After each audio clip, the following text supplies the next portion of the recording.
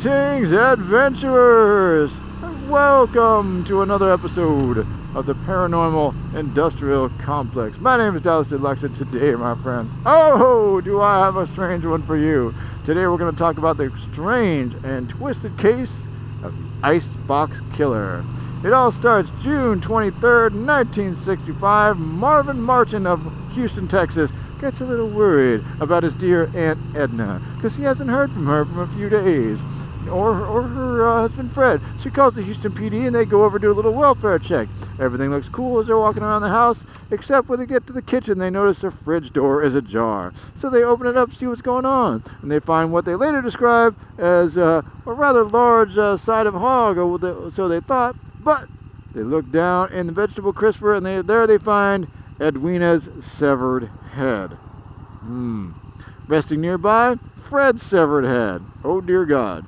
Now, that fine-looking hog they thought they saw, oh no, that's the dismembered bodies of Fred and Edwina, drained of blood and chopped up into pieces. Their organs have been taken out and removed. All that remains is their fleshy hides. Oh, devil. Now, suspicion rapidly falls on their live-in 44-year-old son, Charles Rodgers. Some people ask, well, where's Charles?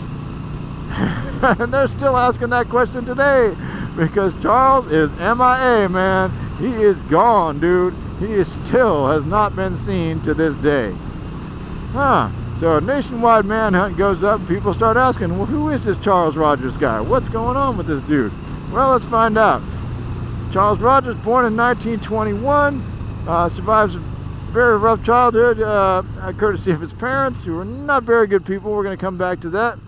And goes to the University of Houston, studies nuclear physics. In the war, he joins the Navy, where he becomes a pilot and works for the Office of Naval Intelligence.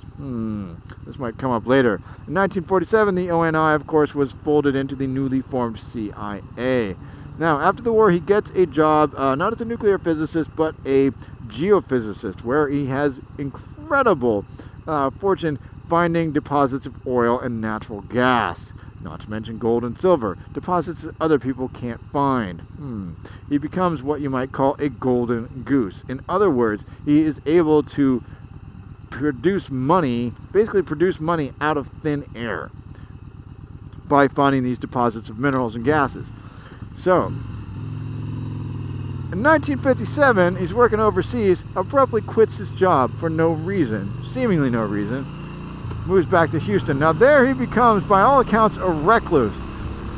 Now he does not communicate with his family except for notes that he passes them under his door, or when his mother bangs on the walls with her dust broom.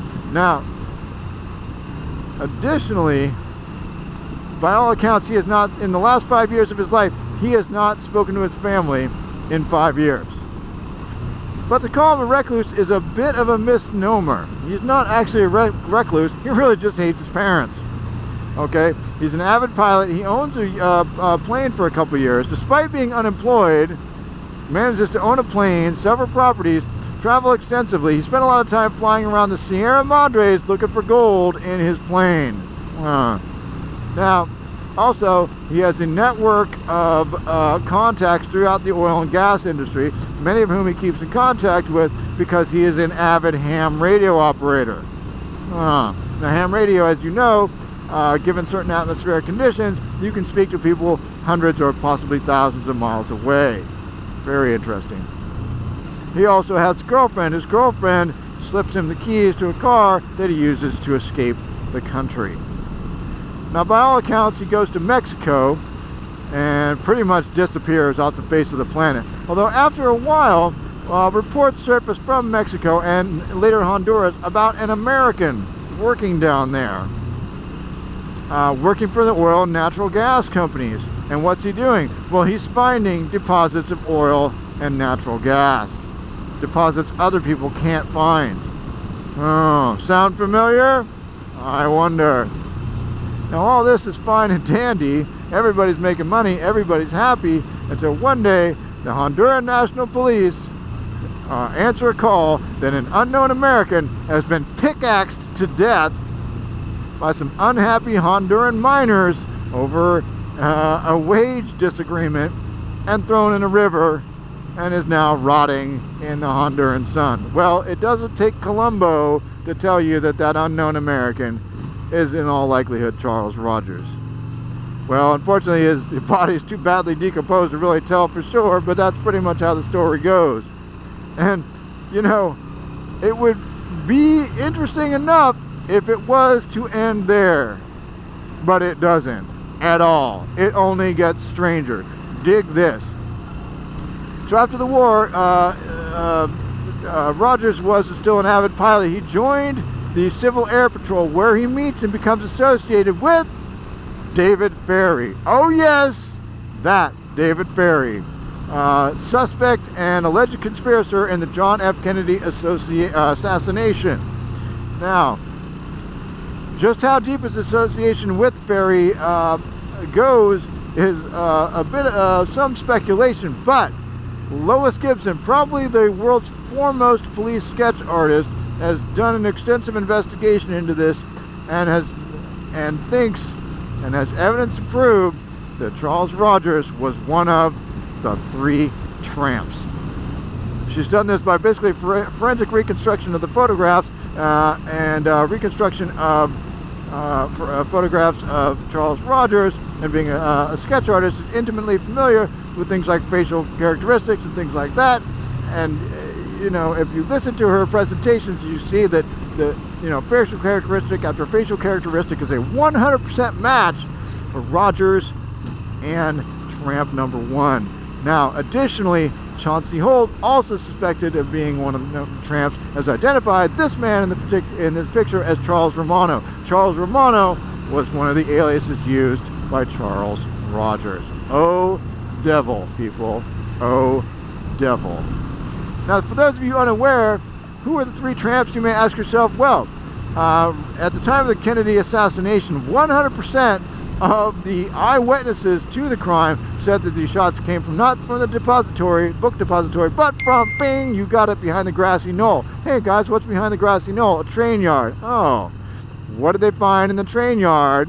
What did the police find in the train yard when they went to investigate? They found 3 tramps hiding in a boxcar. They quickly took the suspicious men into custody and then let them go without identifying them.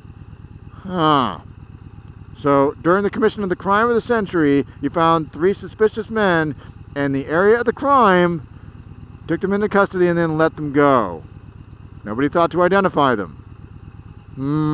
This is some very suspicious police work, if you ask me. Anyway, there is a lot of evidence to point to the fact that he might be one of the 3 tramps. Now, if this is true, if this idea of him being one of the 3 tramps is true, that means that the Icebox Killer is also the killer of Mr. John F. Kennedy. OMG, people. OMG. What a crazy tale. What a crazy tale. Now, if you want to read more about this, check out the books The Icebox Killer by Hugh and Martha Gardinier. Quite a read. And I tell you what, people, that is a crazy, crazy tale. And, oh, you know what? In case you want to know if there's any kind of, why did he kill his parents? Did he have a motive? He sure did. Oldest motive in the world, and that's money. See, his parents, Fred and Edwina, they were not good people. They were con artists, okay? They had been ripping him off to the tune of thousands, maybe tens, maybe hundreds of thousands of dollars for years. They were forging his signature, okay? And they were ceding deeds to property, deeds to land over to themselves. They would take out loans using his signature, and they would top pocket the money. I'm telling you, they were bleeding this guy dry. Now, I don't think that's really reason to chop anybody up and gouge their eyes out and leave them bloodless in the refrigerator, but at least we have a reason for it now. So there you have it, folks, the crazy, crazy tale of the Icebox Killer. My name is Dallas Deluxe, and I'm going to see you next week, where apparently we're going to have to do a video on the 3 tramps, because this is about the 3rd video I've talked about them. So we're going to have to rip the lid off that one in our next video. I will see you next week.